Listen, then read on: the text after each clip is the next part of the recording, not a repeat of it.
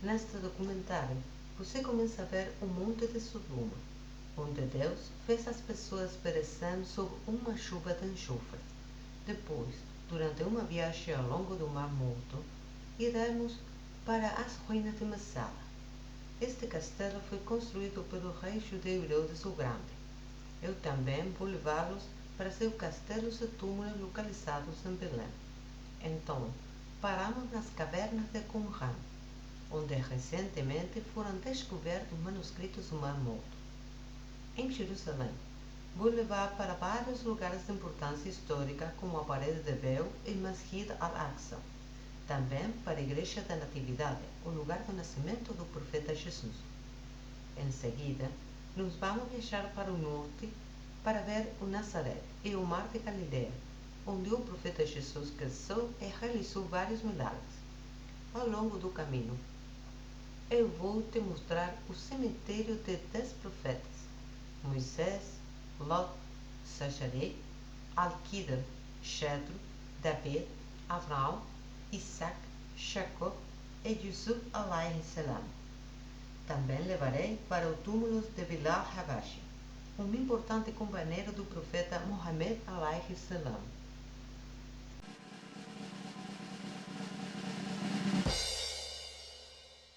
O Monte Sodom tem aproximadamente 11 km de comprimento, 5 km de largura e é de 226 metros acima do nível do Mar Morto, mas 170 metros sobre o nível do mar. Desde que a superfície do solo é composta por mais de 95% de sal, nenhuma planta pode crescer na montanha. Isso cria uma paisagem lunar. Comecei a minha caminhada e às vezes sentia que eu estava andando ao lado de paredes verticais de hálita pura. Até uma década atrás, uma série de cavernas espetaculares foram abertas ao público, mas o sal é rápido e fácil de entrar em colapso. Depois de uma série de eventos, tais cavernas foram fechadas aos visitantes por razões de segurança. A Bíblia indica que há mais de 2 cidades que Sodoma e Gomorra que foram destruídas.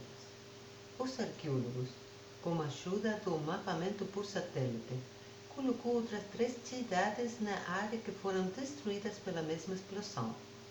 Elas foram identificadas como Adma, Sibuém e Zoar, que é também conhecida como Bela.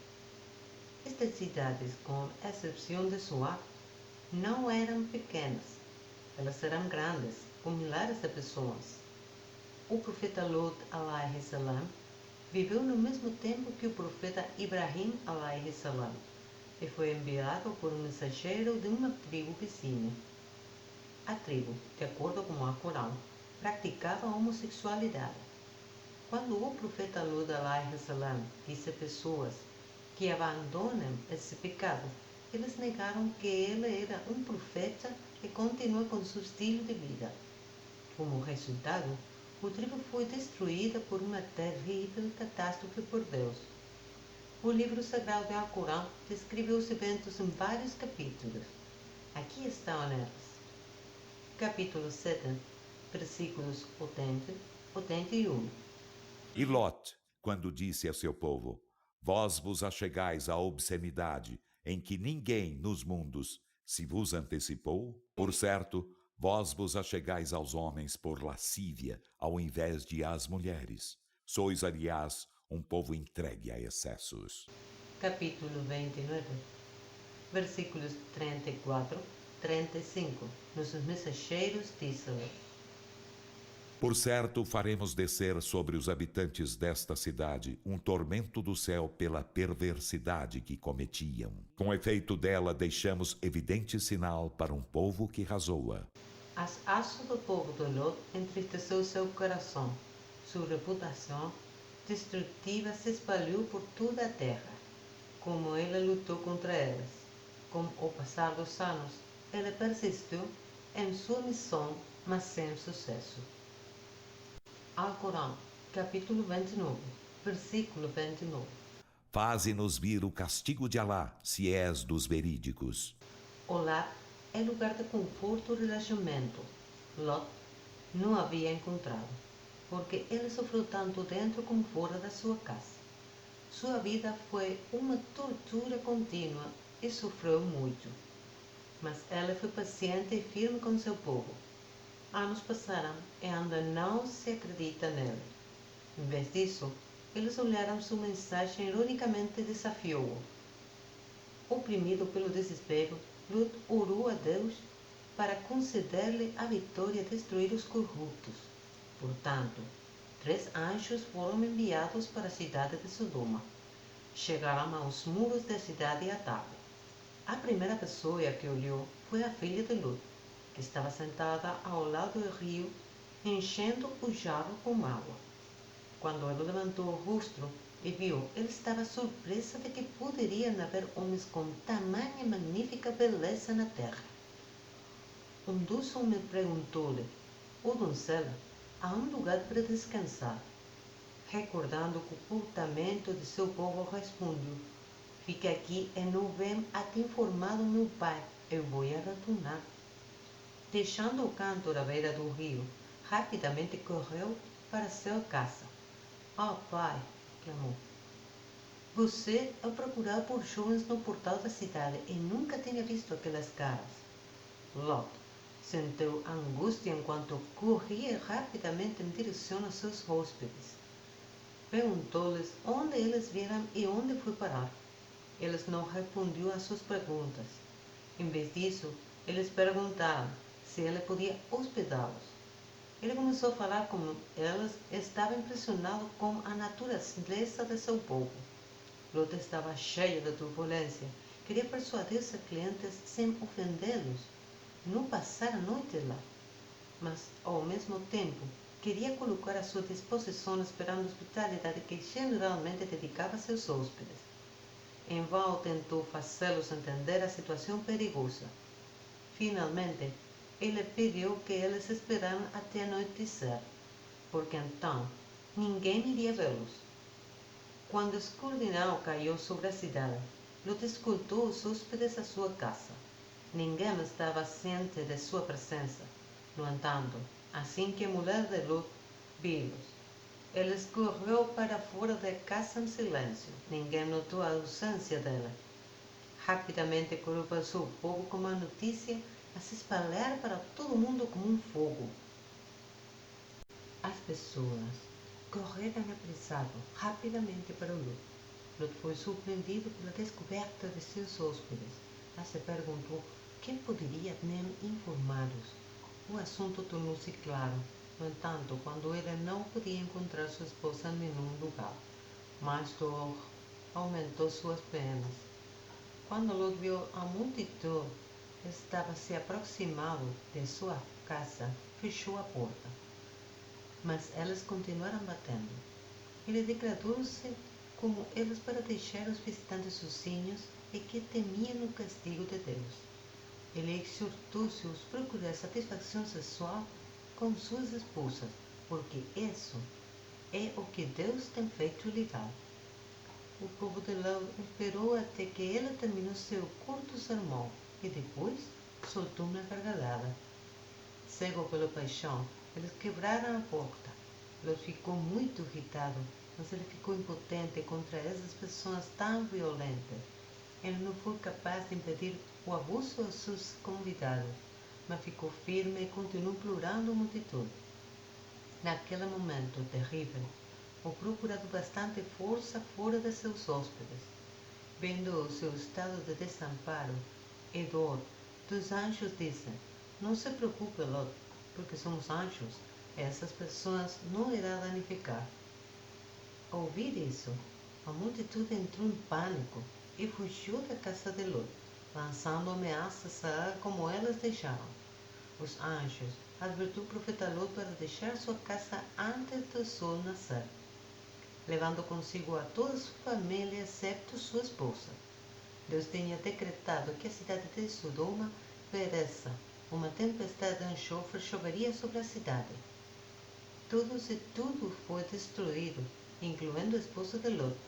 Deus Todo-Poderoso contou esta história. Al-Qur'an, capítulo 15, versículos 58 e 77. Disseram: por certo, fomos enviados a um povo criminoso para aniquilá-lo, exceto a família de Lot. Por certo, salvá-la-emos a todos, exceto sua mulher. Determinamos que, por certo, ela será dos que ficarão para trás. Quando os mensageiros chegaram à família de Lot, ele disse: por certo, sois um grupo desconhecido. Disseram: mas chegamos a ti com o que eles contestam. E trouxemos-te a verdade, e por certo, somos verídicos.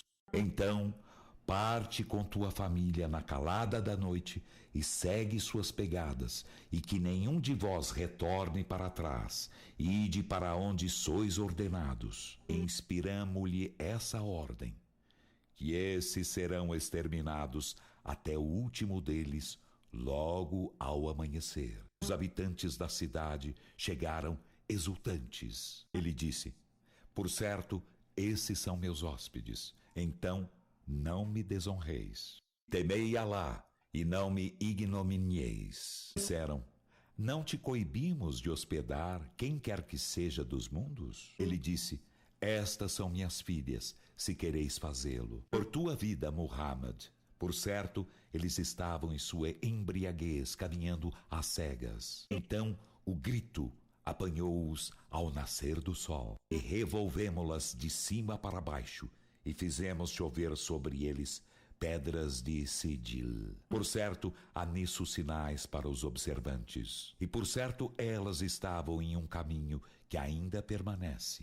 Assim, quando os mensageiros, os anjos, veio como a família de Lot disse, as pessoas da cidade viram alegria, como notícia da chegada do jovem. Lot disse, Todo-Poderoso Deus também disse, Al-Qur'an, capítulo 26, versículo 170 e 175. Então salvamo-lo e a sua família a todos, exceto uma anciã dentre os que ficaram para trás. Em seguida, aniquilamos os outros. Fizemos cair sobre eles chuva. Então, que viu a chuva dos que foram admoestados. Por certo, há nisso um sinal, mas a maioria deles não é crente. Por certo, teu Senhor é o Todo-Poderoso, o Misericordiador. Estas cidades foram construídas em grande parte de calcário, enquanto o calcário é cinza, como enxofre, produz cinza de sulfato de cálcio. A análise do resto de Sodoma e Gomorra revelam que o sulfato de cálcio foi muito limpo, como praticamente nenhum elemento por rastrear. O fato de que são poucos elementos para rastrear é indicativo de calor intenso e feroz, suficiente para demolir edifícios, tudo de pedra calcária e outros minerais de vapor. A atividade vulcânica não produz este tipo de cinzas limpos. O enxofre muda nesta forma quando é exposto a altas temperaturas por um longo período de tempo, como teria sido o caso.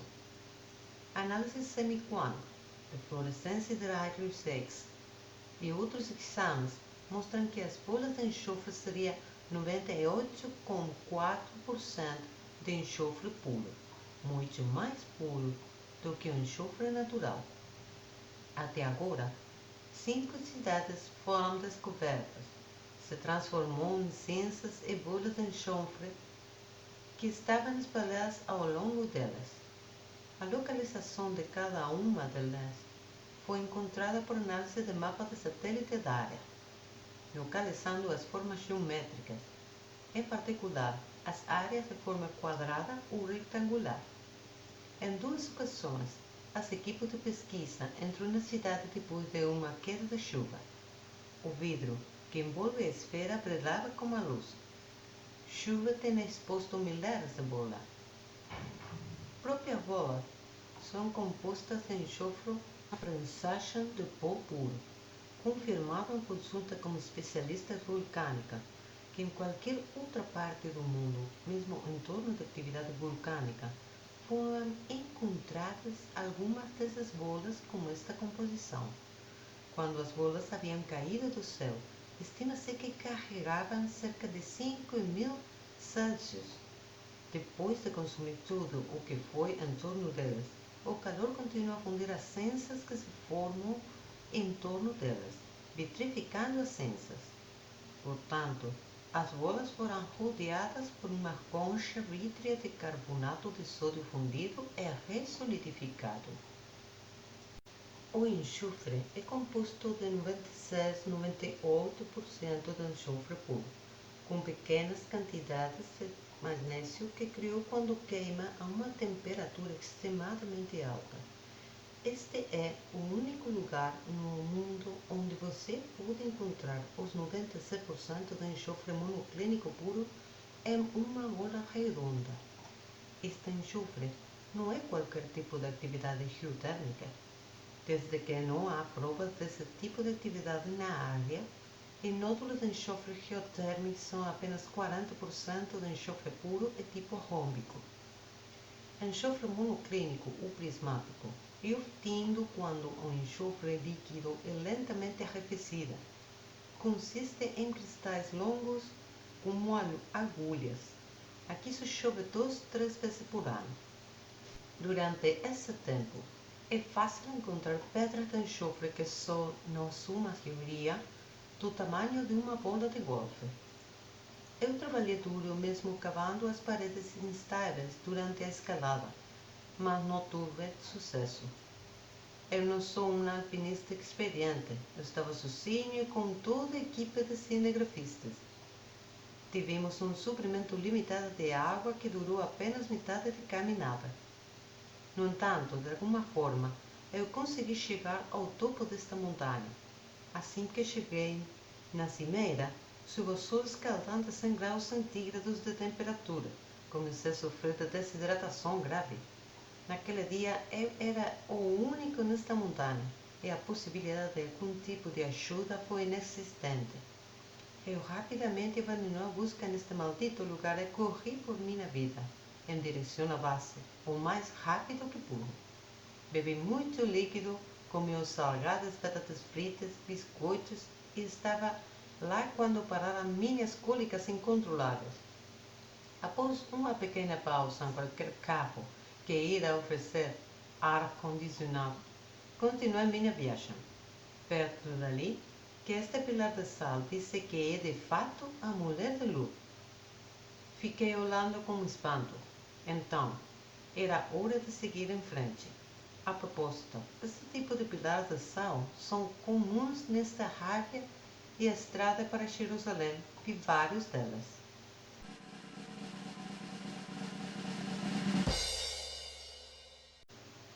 Depois de deixar o Monte Sodom, eu dirigi para o norte na estrada 90, enquanto ela caminhava na estrada 31. Do lado esquerdo, vi uma estrada de terra que foi para a fortaleza de Mitzat Zoar.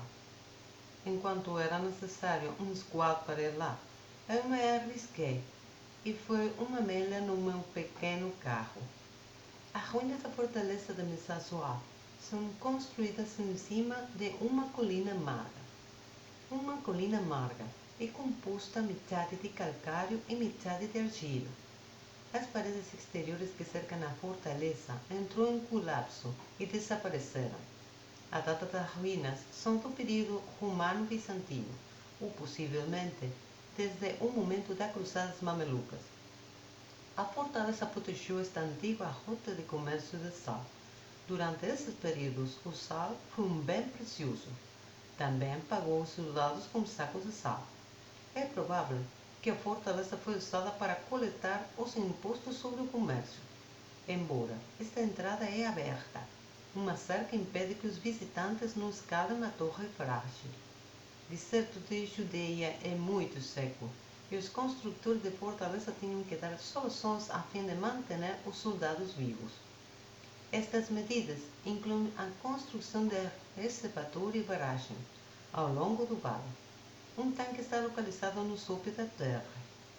A água de barragem foi coletada e fornecida para a fortaleza. Uma barragem situa-se no lado oeste da fortaleza. A água corrente é recolhida durante os dias de chuva, formando um lago.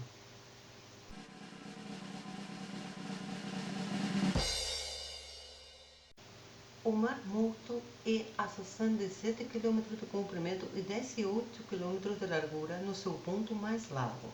O Mar Morto é o ponto mais baixo da Terra. Isto é a menor estrada do mundo, a Estrada 90. Corre ao longo dos margens de Israel e da costa ocidental do Mar Morto. É 393 metros sobre o nível do mar. De acordo com a Bíblia, o Mar Morto foi o local de refúgio do rei David. Os oceanos contêm 3,8% de sal, das quais 97% é de cloreto de sódio. O Mar Morto contém 33% de sal, das quais apenas 15% é de cloreto de sódio. O resto da sal contém vários óxidos minerais que enriquecem sua lama mineral. Diferentes culturas e grupos de pessoas visitaram o Mar Morto para terápias, que remontam ao tempo dos antigos egípcios. Usaram uma casa de banho como sua lama, cinza preta. Esta alta salinidade faz em todo o mundo o Mar Morto famoso também por suas propriedades flutuantes. Assim que você inserir o corpo na água, a alta concentração de sal bate no rosto, lábios e olhos.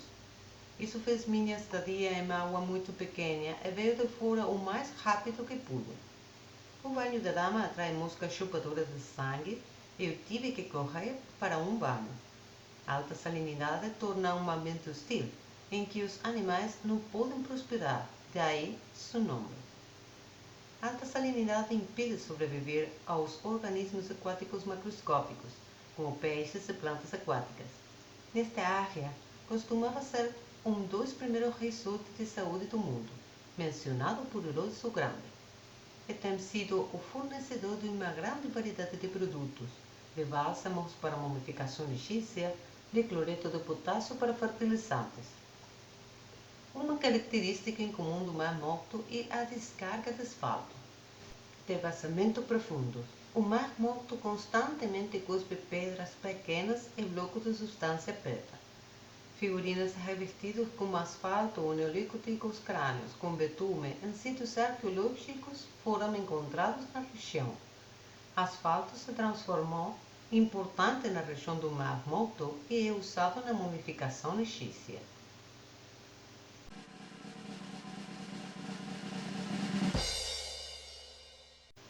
Dirigindo-se para Jerusalém, eu parei em Masada para uma experiência emocionante e excitante.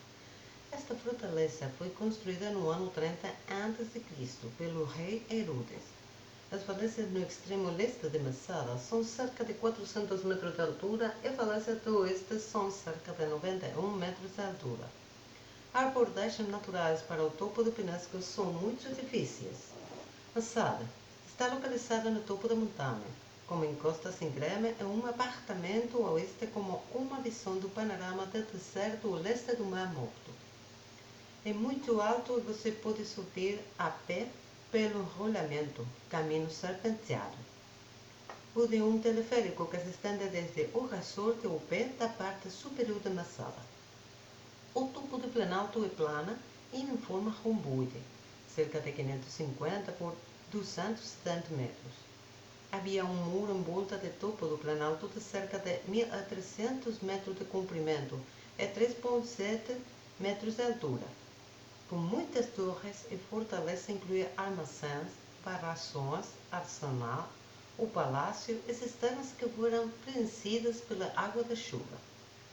3 estreitos caminhos que conduzem abaixo às portas fortificadas. No início da grande revolta contra Roma, no ano 68 a.C., o sítio foi conquistado por um grupo de judeus fanáticos e Masada tornou-se seu último bastião. No anúncio ano 72, os romanos cercaram Masada e se sucedeu na primavera de 73 d.C., quando eles chegaram na grande fortaleza depois de construir uma rampa enorme de 114 metros de altura na parte ocidental.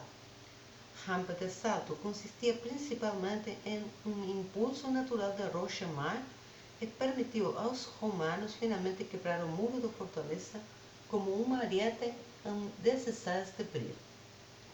De acordo com Josefo, quando as tropas romanas entraram na fortaleza, eles descobriram que seus 960 habitantes tinham incendiado todos os edifícios em lojas de alimentos e haviam cometido suicídio em massa, matando uns a outros. Eles escolheram cometer suicídio ao invés de cair vivo nas mãos dos romanos. Suas obras deixaram uma saga de coragem e heroísmo. Este é o Palácio Occidental. O palácio original foi acessado através de um pátio aberto. Os visitantes foram conduzidos à sala do trono. O camarim também tem uma outra entrada que liga o pátio através do corredor de mosaico com as etapas que conduzem a um segundo andar, com quartos separados, um para o rei e outro para a rainha. Existem também 3 pequenos palácios. Esta é uma torre columbar redonda, usada como uma estrutura de alojamento de pombas e pombos, como uma torre de observação na reprodução de carne e descrimento das aves. Foi usado como fertilizante para o cultivo de alimentos. Isto costumava ser um mikveh, um banho ritual judaico.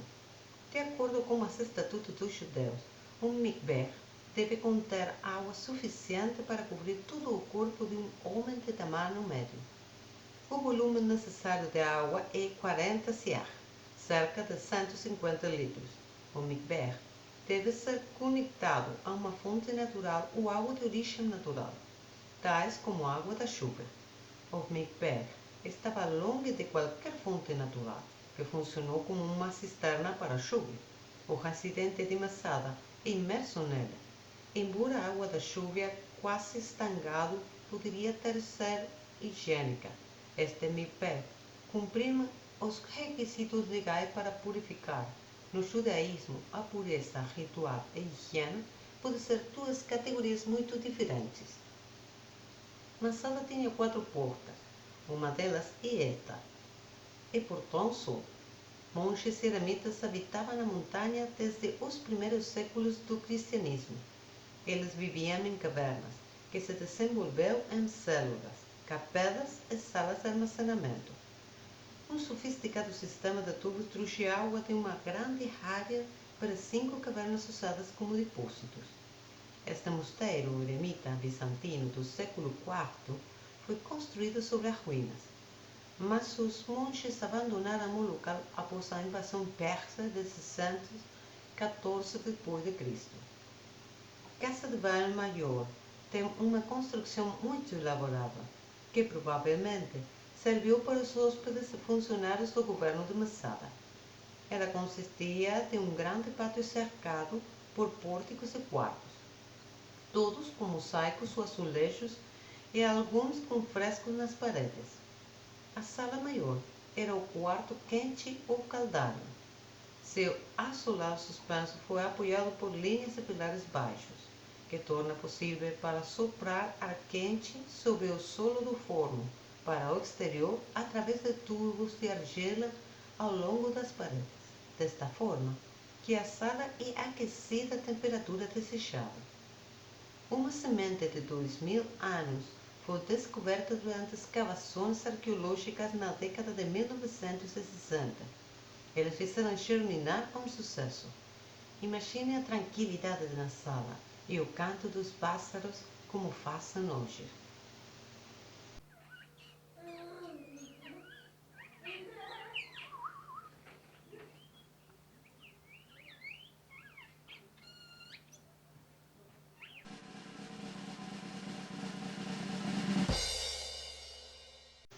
Vamos de Masada a Jerusalém. A estrada é propensa a afundar-se em furos. Tenho visto milhares de cavernas e parou nas cavernas de Qumran. Qumran é conhecido como o lugar onde os pergaminhos do Mar Morto foram descobertos há 65 anos. Restos datam da Idade de Ferro em Qumran, assim como paredes, cerâmica e uma cisterna de assentamento posteriores que foram descobertos. Mesmo durante esses anos, a água doce era um problema neste século e acrescentou sistema de aqueduto para levar água para cidades das regiões mais verdes do norte.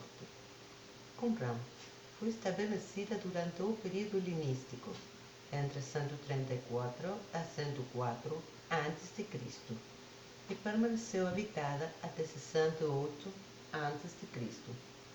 Desta vez, tinha escavado estrutura de vários níveis, depósitos, fornos para cerâmicas e casas. Foi durante o período helenístico que a seita judaica dos essênios foi criada aqui, isolado da cidade grande e viver como uma comunidade do mosteiro comunal. Considera-se que a seita tinha refeições comunais, estudar as escrituras durante a noite. Elas levaram um banho ritual diário. Elas praticavam o celibato e tinham seu próprio calendário. Informações localizadas nos estudiosos de pergaminhos do Mar Morto conseguiu ter uma imagem clara da maneira em que a comunidade vivia e acreditava. Acredita-se que cerca de 200 pessoas viviam aqui. Em 1947, os beduínos locais encontraram um pote de argila contendo 7 rolos em uma caverna de Qumran, a 1,5 quilômetros. Os antigos pergaminhos finalmente chegaram aos estudiosos que poderiam avaliar com precisão a idade e seu valor. Um total de 972 textos, incluindo a cópia existente mais antiga conhecida no Antigo Testamento, foram descobertos em uma exploração ainda maior. Acredita-se que os pergaminhos pertenciam à seita dos essênios. Alguns dos rolos descreveram os ocupantes da seita e sua propensão particular sobre o judaísmo. No total, foram 12 cavernas, onde foram encontrados pergaminhos e fragmentos dos pergaminhos. Os rolos são agora no Santuário do Livro no Museu de Israel, em Jerusalém, onde são mantidos em condições óptimas de temperatura e umidade para sua preservação no futuro. O pergaminho de cobre encontrado na Caverna Cris está em exposição no Museu de Amman, na Jordânia.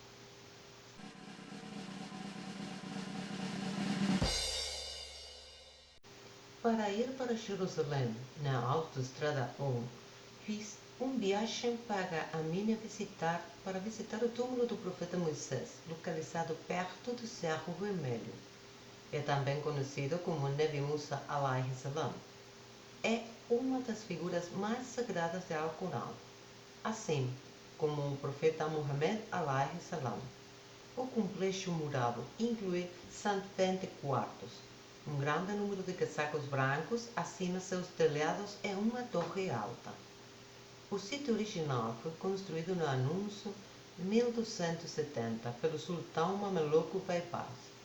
O santuário foi restaurado e ampliado em 1885. O edifício tem uma área total de 5.000 metros quadrados, delimitada por um muro de pedra calcária. A entrada principal do Tribunal de Justiça está localizada no lado oeste. A entrada se abre para um pátio. Em torno do pátio existem salas em 2 andares e a mesquita do lado direito. No centro, existem 2 poços que fornecem água para os peregrinos. No lado oriental do pátio, escadas conduzem à entrada para a mesquita. A mesquita está localizada no centro do pátio, sob as camadas pintadas de verde. O minarete, o torre do chamador para oração, está por trás disso. O quarto, no centro, é a parte mais antiga do santuário. Dentro da sala há um monumento coberto por um pano verde que marca o local do túmulo de Moisés. Se você viu meu vídeo de viagem à Jordânia, mostrei-lhe o Monte Nebo como um lugar onde, segundo a tradição judaica e cristã, é enterrado Nabi Musa. No entanto, não há nenhuma tumba real nesse local. Ironicamente, o Monte Nebo é apenas 30 km a leste da cidade. A Bíblia descreve que Moisés morreu na terra de Moab e o Senhor sepultou num vale, na terra de Moab. Ele não sabe seu túmulo até o dia de hoje. A escolha deste local, em particular, não é clara e é uma clara contradição com a descrição bíblica. No entanto, de acordo com o companheiro do profeta Muhammad, Abu Hurairah Raziallah, não há uma descrição bíblica que está pendurando na parede que diz que este é o local real de tumba de Nabi Musa. Um grande cemitério muçulmano está localizado no complexo. Sudeste aí, do lado, há um túmulo mascarado chamado Sidna Aisha, Nossa Senhora de Aisha. Ela era uma das esposas do profeta Muhammad alayhi salam. Isto parece uma grande contradição. A Senhora Aisha morreu em Medina. Suas orações funerárias foram lideradas por Abu Hurairah Raziallah. Ele foi então sepultado na Jannat al-Baqi, que também está localizado na Medina. Várias centenas de metros ao sul de Nabi Musa, ao lado da estrada, é a Maqam Hassan el-Raai. Este Maqam é na verdade um túmulo. De acordo com a tradição muçulmana, ele era o pastor de Jetro, o Nabi alayhi salam, que está enterrado lá.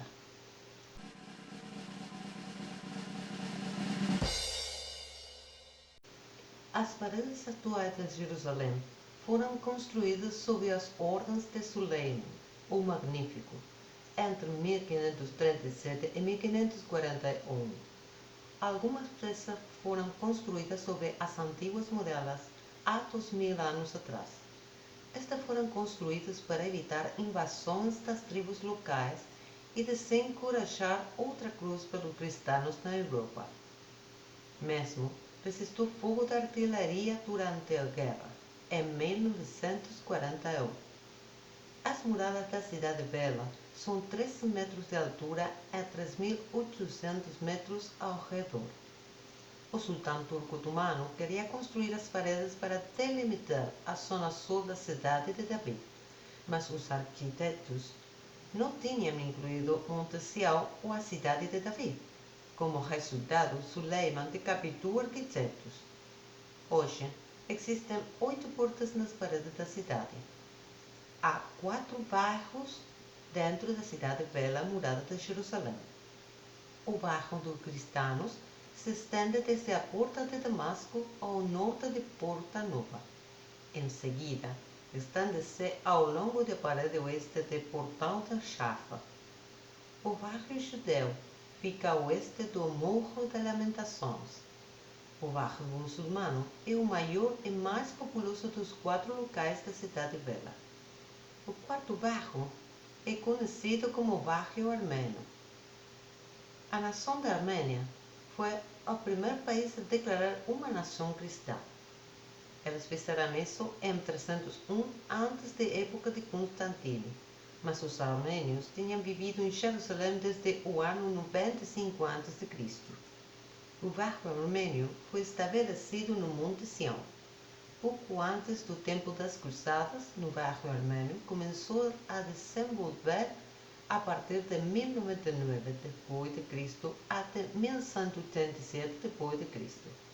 Ele atingiu o seu tamanho atual durante o período otomano de 1517 d.C. a 1917 d.C. Hoje, o lugar de residentes armênios abrange cerca de um sexto da cidade bela. O bairro cristão é rodeado pelo bairro muçulmano e o bairro armênio. O bairro cristão é a área mais visitada da cidade bela, onde encontrará a Igreja do Santo Sepulcro, incluindo o lugar onde Jesus morreu, foi sua sepultura e depois ressuscitou. A igreja é conhecida também para os cristãos ortodoxos orientais como a Igreja da Ressurreição. Está localizado em um sítio que acredita-se que ele abrange tanto a Gólgota, o Calvário, onde Jesus foi crucificado, e o túmulo Sepultura, onde foi sepultado. A primeira comunidade cristã de Jerusalém parece ter mantido as celebrações, até que a cidade foi tomada pelos romanos em 67 d.C., quando o imperador Constantino o Grande tornou-se um cristão no ano de 312 d.C. Ele encomendou inúmeras igrejas que foram construídas como esta. Este edifício foi severamente danificado por um incêndio no anúncio ano 614, quando os persas invadiram Jerusalém. Em 638 d.C., os cristãos foram obrigados a renunciar a Jerusalém, sob o controle do califa muçulmano Umar. A Igreja do Santo Sepulcro continuou a funcionar como a primeira igreja cristã sob os governantes muçulmanos, mas a 18 de outubro de 1009 d.C., o califa Shakim brutalmente e sistematicamente destruiu a Igreja Grande. Em 1048, o imperador Constantino Monomachos deu dinheiro para a reconstrução, sujeito às condições rigorosas impostas pelo califado. Os cruzados começaram a renovação da igreja na 1112. Em tempos recentes, um incêndio em 1808 e um terremoto em 1927 causou enormes danos. Hoje, os visitantes podem ver a histórica caótica da igreja. É uma estranha mistura de cruz bizantina, medieval e estilos modernos, e cada comunidade cristã governante decorou seus templos. Por estranho que pareça, há uma mesquita Omer situada no centro do bairro. No bairro judeu da cidade velha de Jerusalém, você vai encontrar muitos lugares sagrados históricos. De acordo com o Salmo 122, orai pela paz de Jerusalém, prosperar aqueles que te amam. Este edifício abriga o túmulo do rei Davi. Alguns vieram para rezar e prestar homenagem ao famoso rei e antepassado do Messias de Israel, enquanto outros despejam sobre os textos sagrados durante todo o dia na sala de espera ao lado da sepultura. O túmulo é coberto com um pano de veludo bordado, com as palavras de David, Melech Israel, Chai Vekayam.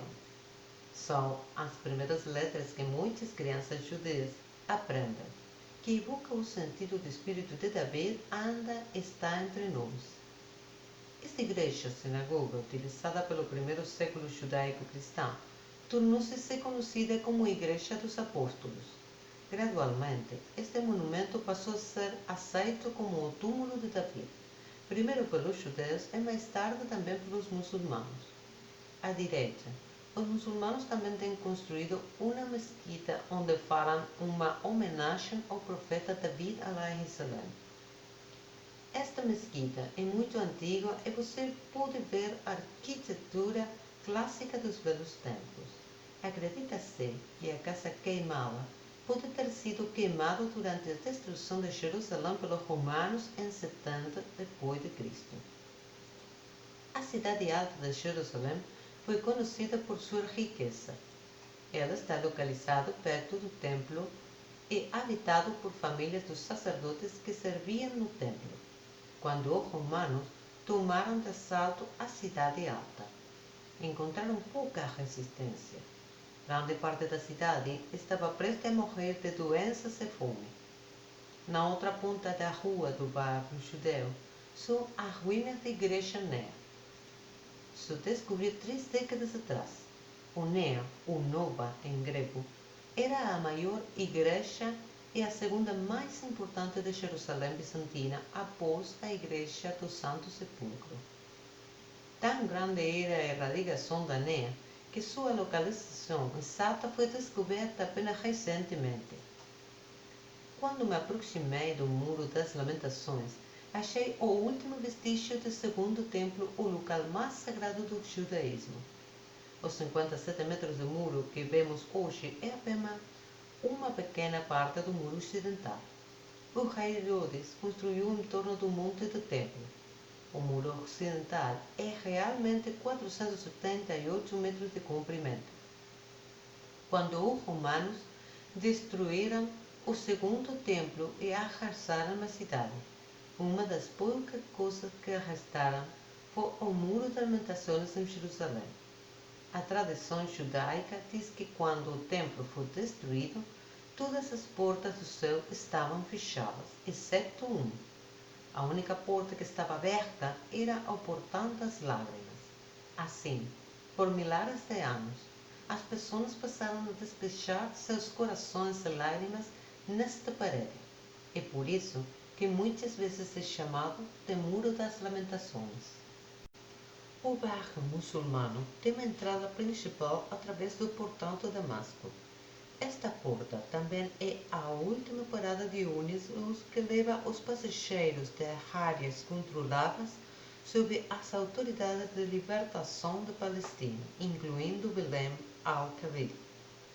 O bairro muçulmano é o Masjid al-Aqsa, é o terceiro local mais sagrado no Islã.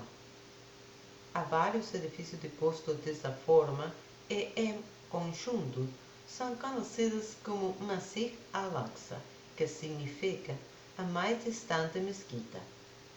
O nome refere-se a um capítulo do Alcorão chamado O Viagem Noturna, no qual é dito que o profeta Muhammad sallallahu alaihi wasallam viajou-se a Meca a Masjid al-Aqsa e, em seguida, viajou para o céu em uma criatura celestial chamada Budak. Alguns entenderam que aconteceu pouco mais de um ano antes de Hijra, Rahab 27, mas esta data nem sempre é reconhecida. Esta data corresponde à data juliana de 27 de fevereiro de 621 d.C.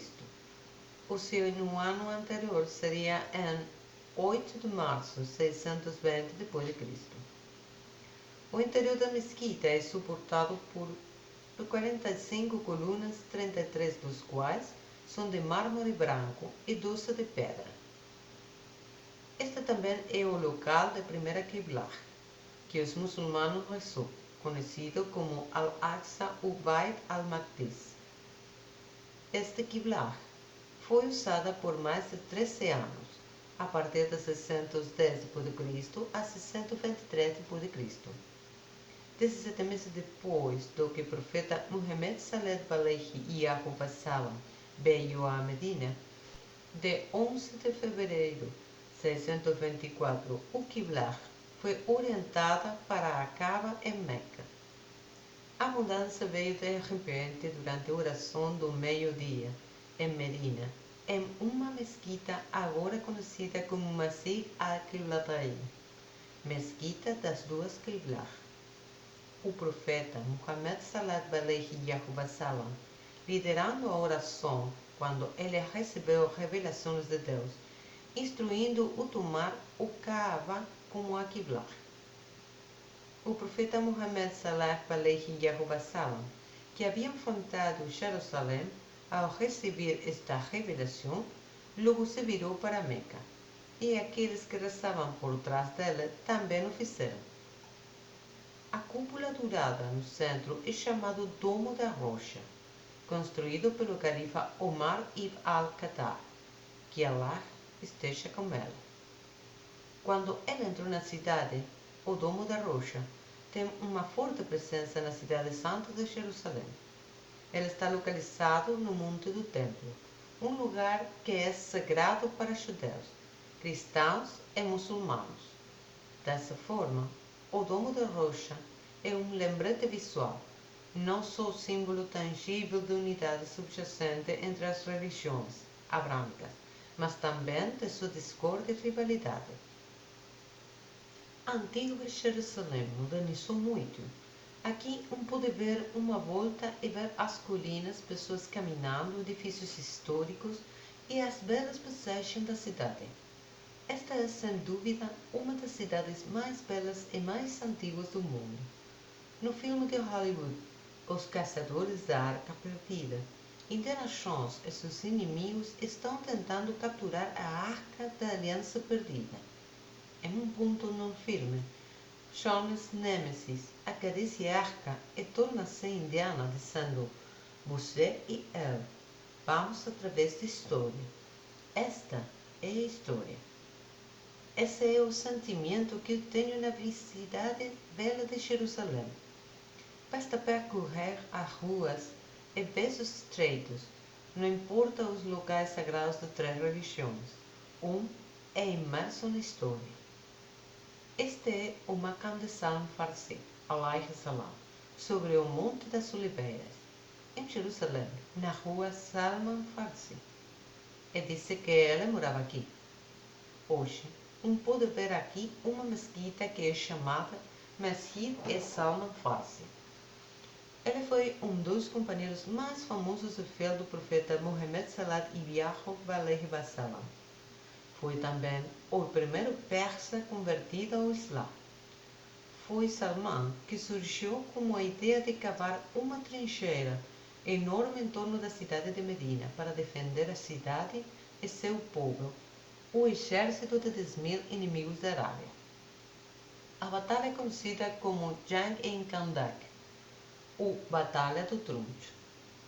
O profeta Muhammad Sallallahu Alaihi Wasallam considerava a Salman como Al-Arbayat, uma parte de sua casa.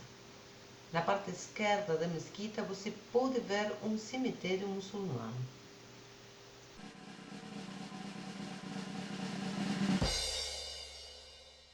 A Igreja da Natividade é uma basílica localizada em Belém. A Igreja da Natividade é o lugar sagrado e está localizada na parte superior. É conhecida como a Gruta. Ainda considerada tradicionalmente como localizada na gruta que marca o local do nascimento de Jesus de Nazaré. Este grande pátio pavimentado em frente da igreja é a Praça de Presépio. Aqui, as multidões encontram-se na véspera de Natal para cantar canções à espera de meia-noite. Esta é a principal igreja da Natividade. A basílica é acessada por uma porta muito baixa, chamada a Porta de Humildade. Digite aqui uma placa diz: se você pode optar através dessas portas, você se torna um homem santo. Se você é um homem santo, você se torna mais santo. Esta basílica é mantida pelo Patriarca Ortodoxo Grego de Jerusalém. Ela é projetada como uma basílica romana típica, com 5 naves e uma abside na extremidade oriental, onde está o santuário. A igreja apresenta mosaicos dourados cobrindo as paredes laterais, que agora são em grande parte deterioradas. Na construção do novo piso, existe um alçapão que se abre para revelar uma parte do piso do mosaico inicial. A igreja também tem um conjunto complexo de lâmpadas em todo o edifício. Escadas de cada lado do santuário levam por uma escada em espiral até a gruta. A caverna subterrânea é conhecida como a Gruta da Natividade. Ela consagra o sítio onde diz que Jesus de Nazaré nasceu. O localizado é marcado abaixo em um altar com uma estrela de prata de 14 pontos localizado no chão de mármore e rodeado por uma lâmpada de prata. Este altar é chamado Néntro. Outro altar na gruta marca o local onde tradicionalmente Maria colocou o bebê recém-nascido no presépio. A Igreja Adjacente de Santa Catarina é uma igreja católica romana. Foi construída no estilo neogótico mais moderno e desde então tem sido modernizada. Esta é a igreja onde o Patriarca Latino de Jerusalém celebra a Missa de Galo na noite do Natal. O baixo revelou da árvore de Gessen. Juntou-se recentemente à Igreja de Santa Catarina como um presente do Papa Bento XVI durante a sua viagem na Terra Santa em 2009. Com dimensões de 3,75 por 4 metros, o seu corpo é dado a uma oliveira como árvore de Gessen. exibendo a linhagem de Cristo de Abraão, através de São José, juntamente com outros motivos bíblicos. A parte superior é dominada por uma figura coroada de Cristo Rei, em uma atitude aberta de benção para a terra. Inúmeras capelas estão no local, bem como a capela de São José, em comemoração da aparição do anjo a José, que ordena-o a fugir para o Egito. O Capela dos Santos Inocentes, comemorando as crianças mortas por Herodes. E a Capela de São Jerônimo, onde tradicionalmente ele traduziu a Bíblia para o latim. Ao longo dos anos, o composto foi expandido e agora abrange cerca de 12.000 metros quadrados. Devido à sua história geográfica e cultural, o local tem um grande significado religioso para a fé cristã e muçulmana. A partir daí, o meu motorista me levou para a Igreja de Glória em Excelsis Deo. Esta igreja tem belos jardins, mas infelizmente a igreja foi fechada. De lá, nós estávamos no nosso caminho para Herodes. Herodes é o local da sepultura no Palácio Deserto do rei Herodes. Fica a 5 quilômetros ao sudeste de Belém. A colina é 759 metros acima do nível do mar, o pico mais alto no deserto de Judá. Curiosamente, esta é uma colina artificial de 60 metros. O sítio pode ser acessado por condução nas montanhas. Herodes o Grande governava a Palestina, parte da moderna Jordânia, Líbano e Síria. Ele é chamado o Grande, simplesmente com base em suas realizações arquitetônicas. A fortaleza foi construída inicialmente entre os anos de 23 e 15 a.C., como uma estrutura de 35 metros com cerca de 7 pisos, com paredes que se erguiam acima da colina natural. Mais tarde, as paredes exteriores, em comparação com as encostas, estavam escondidas atrás de um aterro sanitário que cobria as paredes de todos os lados. O solo foi escavado a partir de uma colina próxima, no lado norte. Os dois pisos inferiores são subterrâneos e apoiados em marcos, enquanto os andares superiores foram cobertos por um telhado de madeira. Dentro da fortaleza foi o castelo privado de Herodes, com pátios, quartos e casas de banho. O forte foi conectado com a cidade para baixo de uma escada que subia ao lado nordeste. Na parte baixa da cidade era uma estrutura do palácio ou de escritório, um grande jardim romano e do lago. A água baixa da cidade foi fornecida a partir do lago como um aqueduto da área de Belém. A água alta da cidade foi fornecida por cisternas construídas no lado nordeste e comeu chuvas. Herodes o Grande estava bastante excitado quando os magos anunciaram o nascimento de um grande rei em seu reino. Por isso, ordenou a massacre de todas as crianças de 2 anos ou mais jovens em Belém e seus arredores. Com esta notícia, José levou Maria e Jesus, que fugiram para o Egito. Ele era um homem brutal que matou seu pai, várias de suas 10 esposas e 2 de seus filhos. Pouco antes de sua morte, Herodes decidiu estava contra seus filhos Aristóbulo e Antípato. Foram executados no ano 7 e 4 a.C., fazendo que o imperador Augusto dissesse que era melhor ser porco de Herodes antes que sua filha. Uma observação muito insultuosa para qualquer judeu. Herodes reinou por 37 anos, durante o qual ele construiu vários grandes projetos, como a Fortaleza de Masada e Herodion. Ele morreu em Jericó. Após sua morte, um de seus filhos, Herodes Antipas, foi um dos conspiradores do julgamento e execução de Jesus. Durante a Grande Revolta, os zelotes capturou o forte em 66 d.C.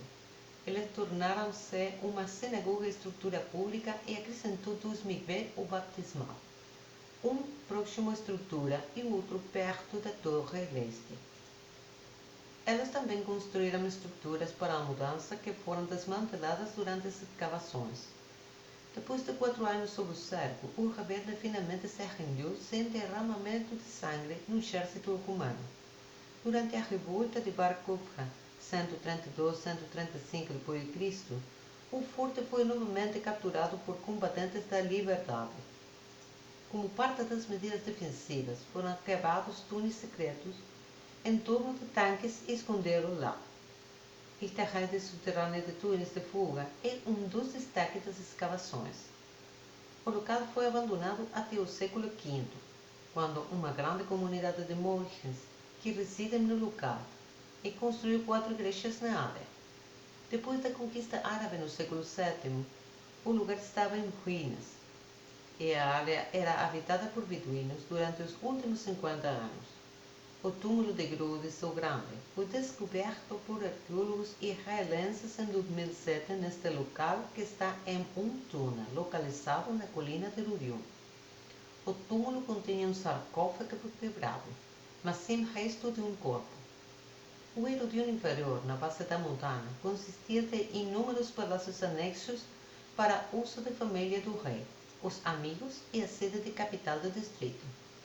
Contém um grande jardim em estilo romano rodeado por colunas, com uma grande piscina no centro do jardim. A piscina era cercada por jardins bem cuidados. O pórtico de 6 metros de largura, composta de colunas adornadas com capitais iônicos, rodeadas por jardim em 3 lados, numa extensão de cerca de 250 metros. Cada um dos corredores medendo 110 por 10 metros. Foram construídos ao longo da parte oriental e ocidental da piscina. Ele cobriu uma área de cerca de 38 hectares, tudo muito bem planejado, com edifícios e jardins colocados no eixo norte-sul. Este lugar é uma obrigação ao visitar o Belém.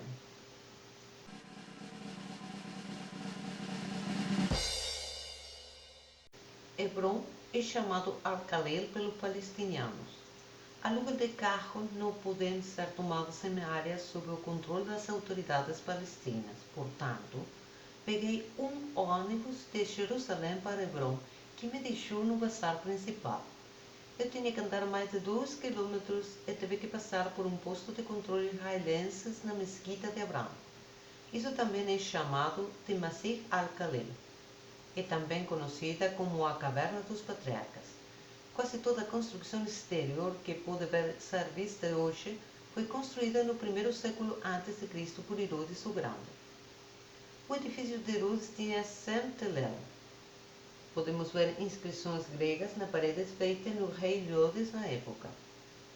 No ano 637 d.C., a área estava sob o controle dos muçulmanos e o edifício foi convertido em uma mesquita telada.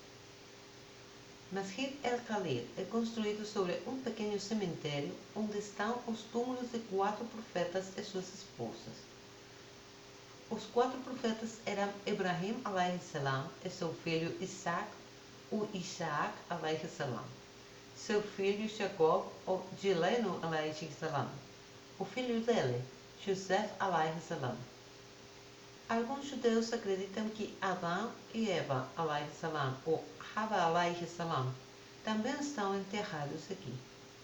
Você também pode ver o cemitério sob a mesquita, virada para a parede da Qibla da cúpula. O complexo é dividido em 3 salas, cada um com os cenotáfios de um patriarca e sua esposa.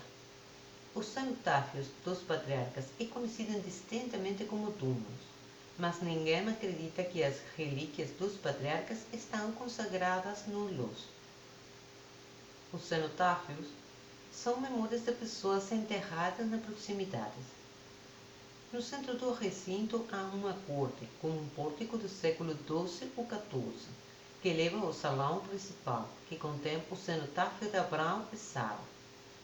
Abrão está localizado a oeste e leste de Sara. Seus cenotáfios foram construídos no século X ou XI e modificou a sua presente forma poligonal com cúpula no século X-XIV.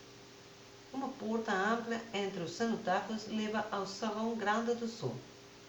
Contém o cenotáfio de Isaac e Rebeca, e a principal mesquita. Os cenotafos foram reconstruídos no século XII. O encantador mihrab e mimbar da mesquita está localizado na parede sudeste. O óculo acima os mihrab e mármore painéis é do século XIV. As abóbadas, colunas e capitéis têm sobrevivido a partir do século XII e as janelas com grande acima do século XII. À direita do mimbar, na entrada da caverna, há um pequeno pavilhão que foi construído no século XII. Deve ter sido erguida após a entrada foi selada. Do outro lado da sala é um pavilhão do século XIV, ao lado da entrada da mesquita. Isto está em um eixo que se tornou a única abertura para a câmara principal para a dupla caverna. Atualmente, não há acesso a essas cavernas. Várias pessoas estavam tentando usar seus flashes de câmera para olhar para dentro, mas não viram nada.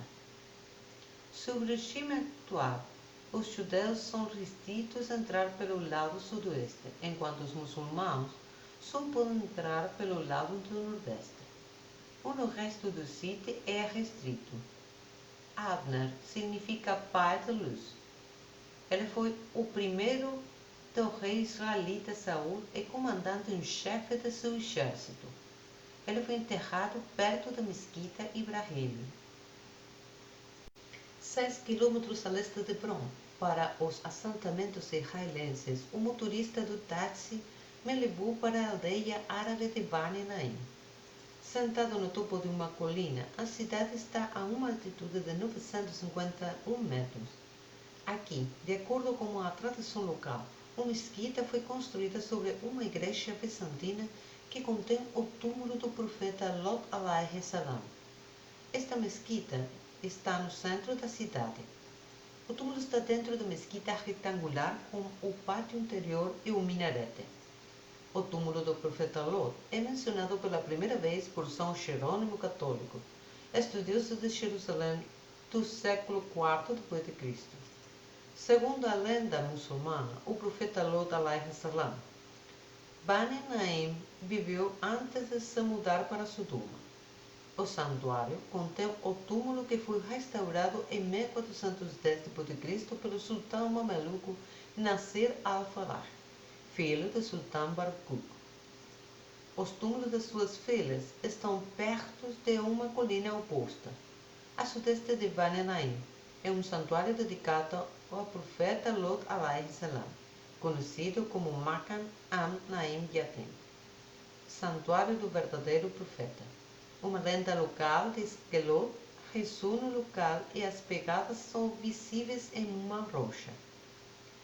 Segundo a lenda muçulmana e católica tradição, Bani Naim é o lugar onde o profeta Abraão alaihi salam, após a partida dos anjos, viu a fumaça de Sodoma e Gomorra, subindo como fumaça de uma fornalha.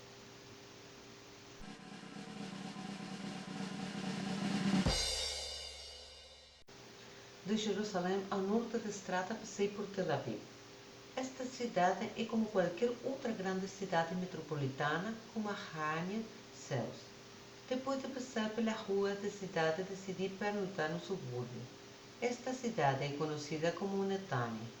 É uma cidade de praia localizada a cerca de 15 km ao norte do centro de Tel Aviv. Assistindo o pôr do sol amanhecer, o céu noturno cheio de estrelas, e ouvir o barulho das ondas do mar quebrando na costa do Mediterrâneo foi muito relaxante e muito necessário para aumentar os meus níveis de energia. De manhã, eu estava pronto para explorar o norte de Israel.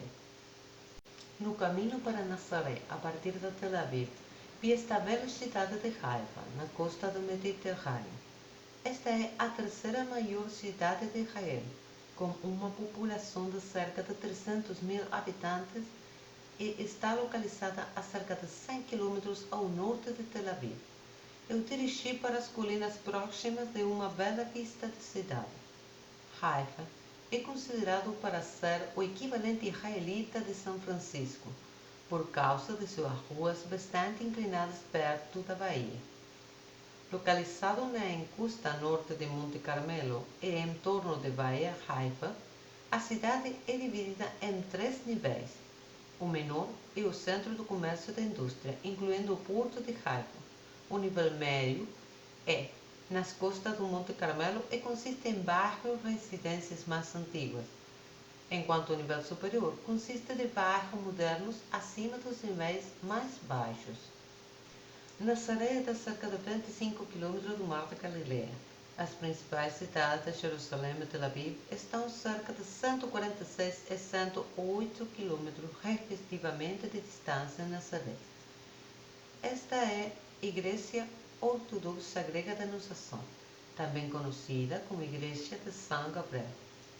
No Novo Testamento, Nazaré é descrito como a casa de infância de Jesus e, como tal, é um centro de peregrinação cristã, com muitos santuários que comemoram acontecimentos bíblicos. De acordo com o Evangelho de Lucas, Nazaré era a cidade natal de Maria alayhi salam e também o sítio da Anunciação, quando o arcanjo Gabriel alayhi salam disse a Maria que ela teria Jesus como seu filho. De acordo com a Bíblia, Nazaré também foi onde Jesus cresceu em algum momento de sua infância. Nesta igreja há um antigo trabalho de cerâmicas armênias decorado nas paredes que levam a um pequeno recesso. Construído no século XVIII, os murais decorativos modernos cobrem as paredes adeptos da estrutura. O iconostásis, o altar, está escondido da vista, em linha com a tradição ortodoxa oriental. O túmulo do fundador da igreja pode ser visto ao longo da parede norte. A parede leste é uma porta. A entrada está bloqueada. Aqui está uma caverna abovedada abaixo com uma capela subterrânea do período medieval que contém uma mola. Acessado por descender 7 passos. A igreja original foi construída no local de uma mola que era uma única fonte de água para a cidade de Nazaré. Este é o lugar onde a Virgem Maria estava tirando água no momento da Anunciação. No século XX, continuou a cavar 1 metro de lá, mais de 180 metros, para trazer esta fonte pública conhecida como a Poço de Maria. O Poço da Maria hoje é uma reconstrução do original, mas não funciona. A Basílica da Anunciação está localizada a cerca de 650 metros da Igreja Ortodoxa Grega da Anunciação. Em árabe, é conhecido como Caliça Tul Bishara. De acordo com a tradição católica, a Anunciação ocorreu aqui. No interior, o nível mais baixo contém a Gruta da Anunciação, considerado por muitos cristãos como os restos de casa de infância originais da Maria. A primeira capela foi construída provavelmente em algum momento em meados do século IV. A caverna na qual Maria viveu é um altar. A estrutura maior foi encomendada pelo imperador Constantino I para comemorar eventos importantes na vida de Jesus Cristo. A Igreja da Anunciação foi fundada na mesma época que a Igreja da Natividade e a Igreja do Santo Sepulcro. A Natividade como o local de nascimento de Jesus e o Santo Sepulcro como o túmulo de Jesus. A igreja atual é um edifício de 2 andares construído em 1969 no local da antiga igreja. No Islã, Jesus é conhecido como o profeta Isa ibn Maryam alayhi salam. Ele é considerado um mensageiro de Deus e do Messias no Islã, que foi enviado para orientar o Bani Israel, filhos de Israel, como uma nova ação do gospel, o Evangelho. A crença em Jesus e todos os outros mensageiros de Deus é necessária no Islã. O Alcorão menciona Jesus pelo nome 20 vezes. Afirma que Jesus nasceu de Maria, o Maria alayhi salam, como resultado de um evento milagroso que ocorreu pelo decreto de Allah, Deus, para auxiliar no ministério para o povo judeu. Jesus foi dado a capacidade de fazer milagres, como a cura do cego, morto de volta à vida, etc. tudo em permissão de Deus e não o seu próprio poder. De acordo com o Alcorão, Jesus, embora pareça ter sido crucificado, não foi assassinado por crucifixão ou por qualquer outro meio, mas Deus o ressuscitou para si mesmo. O Islã rejeita a visão cristã da Trindade, que Jesus era Deus encarnado ou o Filho de Deus, o já pagou pelos pecados da humanidade. O Alcorão enfatiza que Jesus era um ser humano mortal que, como todos os outros profetas, tinha sido escolhido por Deus para espalhar a mensagem de Deus. Textos islâmicos proíbem a associação de parceiros com Deus, enfatizando a noção estrita de monoteísmo. Inúmeros títulos são dados a Jesus no Alcorão. O mais comum é o Messias. Os muçulmanos acreditam que Jesus retornará à Terra perto do dia do juízo, para restaurar a justiça e a paz. Perto dali, no Corão de Nazaré, uma pequena igreja chamada Igreja Sinagoga.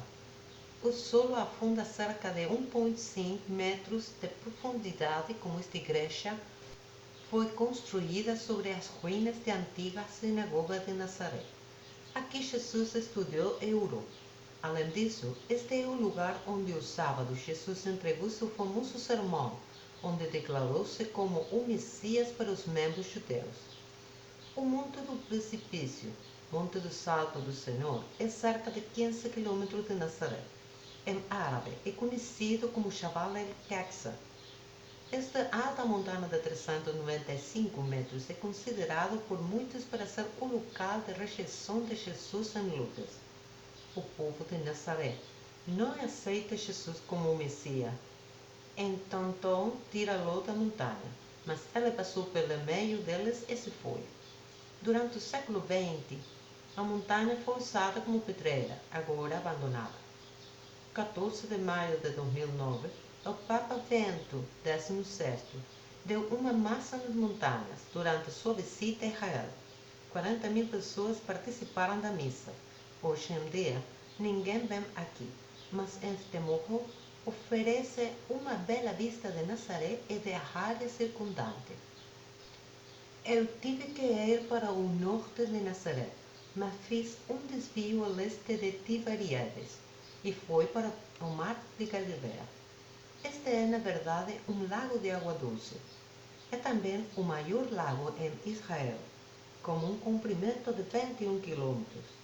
O lago está perto das colinas de Golá e é alimentado em parte por mananciais subterrâneos, embora a sua principal fonte é o rio Jordão, que atravessa do norte ao sul. O mar de Galileia atrai muitos peregrinos cristãos, porque, de acordo com o Novo Testamento, muitos dos milagres de Jesus têm lugar em suas margens, incluindo andar sobre as águas, acalmar a tempestade e alimentar 5.000 pessoas em Tafra.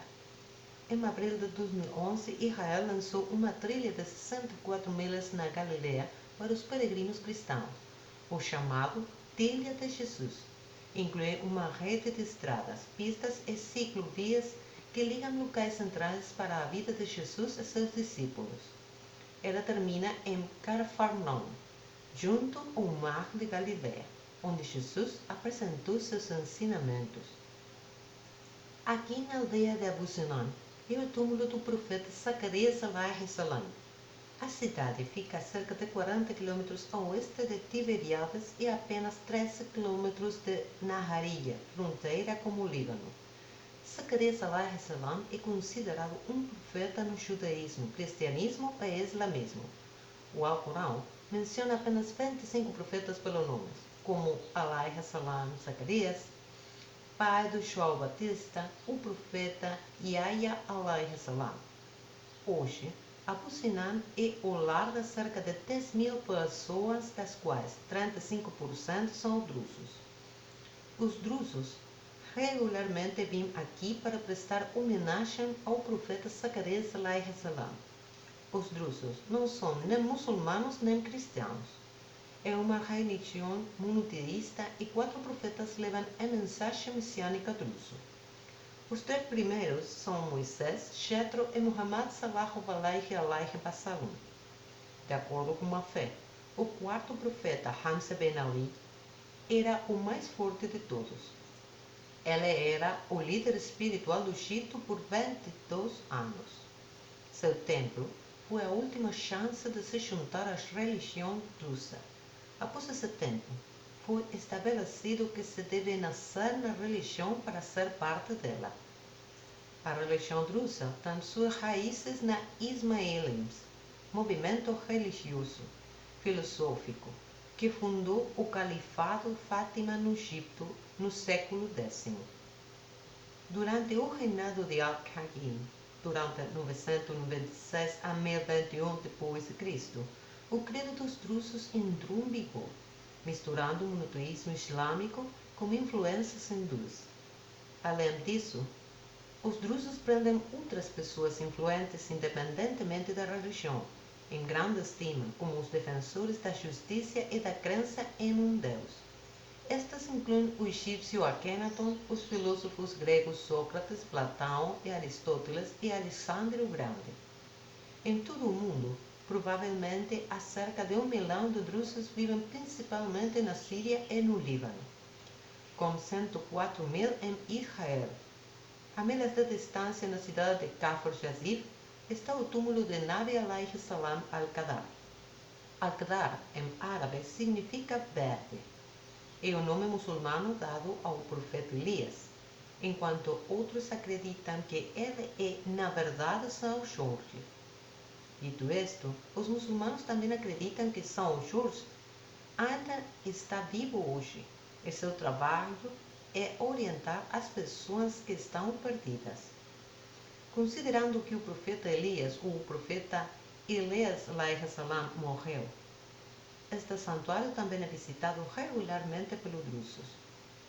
Para continuar com a religião drusa, embora reconhecendo as três religiões monoteístas, eles acreditam que os rituais e cerimônias dos judeus, cristãos e muçulmanos levaram a deviante fé pura. Os drusos eliminam todos os elementos do ritual e da cerimônia, as orações de fichas, o jejum, não ter definido férias e não tem obrigação de peregrinação. Os drusos realizam seus séculos espirituais com Deus em todos os momentos. Consideram Adão não como o primeiro ser humano, mas como a primeira pessoa que acreditou em um Deus. Os drusos são proibidos de comer carne de porco, não fumam ou bebem álcool. Em sua crença, quem está vivo hoje é a reencarnação de outro ser vivo que vive no tempo. Não há nenhuma razão para se juntar hoje. Por isso, os drusos abstêm-se de proselitismo e nenhum membro de outra religião pode se tornar drusos. Finalmente cheguei ao Nahriya, a cidade costeira ao norte de Israel, é meu destino final. A cerca de 9 km ao norte é a fronteira com o Líbano. Nahriya foi fundada por imigrantes judeus alemães nos anos 1930. A construção da casa começou em 1933 e as duas primeiras famílias estabeleceram-se permanentemente em Nahriya desde fevereiro de 1935. Hoje é considerada a data de fundação oficial da Nahriya. Nahriya estava destinado a ser uma cidade agrícola, mas os moradores logo perceberam que a agricultura era impraticável e optou por se concentrar no turismo. Aproveitando a paisagem natural e as praias, Nahriya se tornou uma cidade de desenvolvimento na década de 1950, após quando juntou-se a Mavaras nas proximidades. A cidade tornou-se assim o lar de muitos refugiados judeus do norte de África, Oriente Médio e Europa. Durante os anos 1990, a cidade observou um grande número de imigrantes da antiga União Soviética e da Etiópia. No final de 1990 e início de 2000, Nahriya experimentou um boom de construção. Hoje em dia, este lugar é considerado um dos principais destinos de praia.